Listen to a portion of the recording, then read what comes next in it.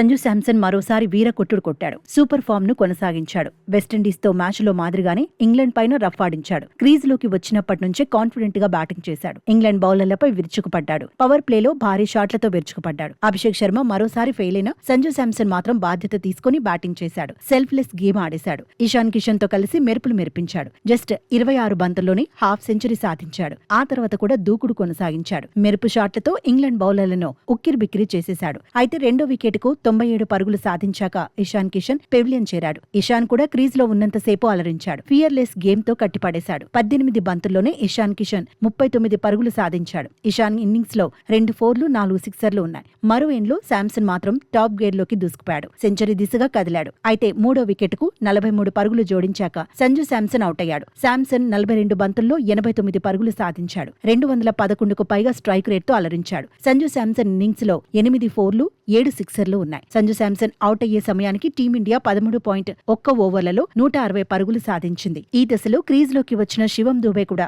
Rough ఆడించేశాడు. England బౌలర్లపై ఎదురుదాడి చేశాడు. Bharat score ను పెంచేశాడు. అయితే సూర్యకుమార్ యాదవ్ మాత్రం ఎక్కువసేపు క్రీజ్ లో నిలవలేకపోయాడు. అభిమానుల అంచనాలకు తగినట్టుగా ఆడలేకపోయాడు. ఒక సిక్సర్ కొట్టినప్పటికీ 6 బంతుల్లో 11 పరుగులు సాధించి పెవిలియన్ చేరాడు. హార్దిక్ పాండ్యాతో కలిసి శివం దూబే దూకుడుగానే బ్యాటింగ్ కొనసాగించాడు. శివం దూబే 25 బంతుల్లో 43 పరుగులతో ఆకట్టుకున్నాడు. ఈ యువ ప్లేయర్ ఇన్నింగ్స్ లో ఒక 4 4 సిక్సర్లు ఉన్నాయి. ఆ తర్వాత తిలక్ వర్మ కూడా సూపర్ ఫామ్ ను కొనసాగించాడు. క్రీజ్ లో ఉన్నంతసేపు దంచేశాడు.